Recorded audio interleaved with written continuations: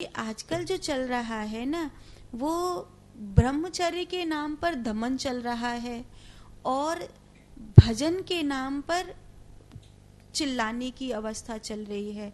तो भजन के नाम पे चिल्लाना नहीं होना चाहिए और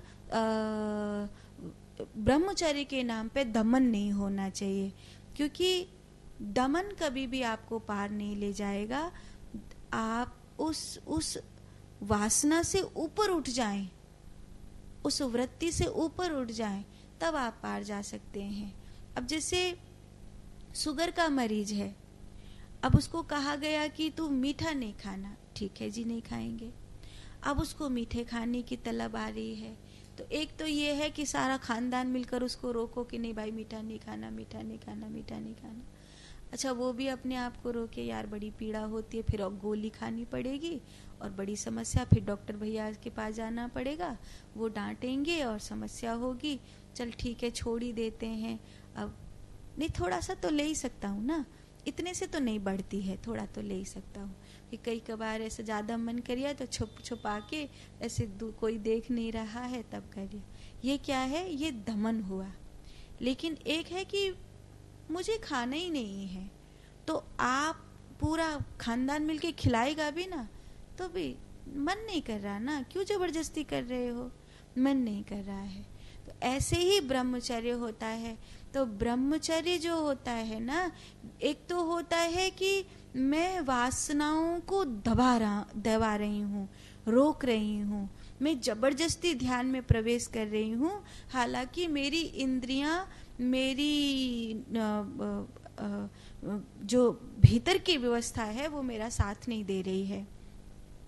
और एक ये है कि स्वतः ही ऐसा ब्रह्मचर्य उत्पन्न हो रहा है कि आपका पति आपसे कह रहा है कि संग करना है, तो भी आप कह रही हो बच्चे बड़े बड़े हो गए, अब रहने दीजिए ना, क्या ही करना है, रहने दीजिए, अब मन नहीं करता है। अब मित्र है ना, क्या ये शरीर का ये करना है। तो वो मतलब अवसर था, फिर भी उसको इंद्रियों ने, मन ने अस्वीकार कर दिया। और एक था कि अवसर नहीं है, फिर भी ये तो मन मथे जा रहा है, इंद्रियां मथे जा रही हैं, अपने आप को जैसे तैसे रोक रहे हैं। तो ये चीज का अंतर साधना में आपको समझ में आना चाहिए कि दमन के द्वारा आपकी साधना नहीं हो, आपका ब्रह्मचर्य नहीं हो, आपका क्रोध नहीं हो, आपका वो सहज हो। दमन करके अगर आपने इंद्रियों का ब्रह्मचर्य लाया है तो वो ज्यादा दिन तक टिकने वाला नहीं है। इस जन्म अगर रोक भी लोगे तो अगले जन्म फिर आपको प्राप्त हो जाना है। और दूसरा, जो सच में परमात्मा को प्राप्त करना चाहते हैं, जो सच में भगवान को प्राप्त करना चाहते हैं, वैसे चिल्लाते नहीं हैं, गरियाते नहीं हैं, वो तो चुप हो जाते हैं।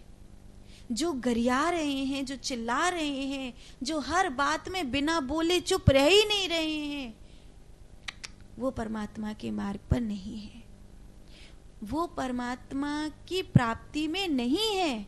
उनको न भगवान प्राप्त हुए हैं, न उनको भगवान प्राप्त करने हैं, उनको तो सिर्फ गरियाना है, उनको तो सिर्फ चिल्लाना है, कहीं पे भी चिल्लवा लो उनको। तो जो भगवत प्राप्ति के लिए, जो परमात्मा के लिए, परमात्मा की प्राप्ति में वो तो चुप हो जाता है, चिल्लाता थोड़ी है।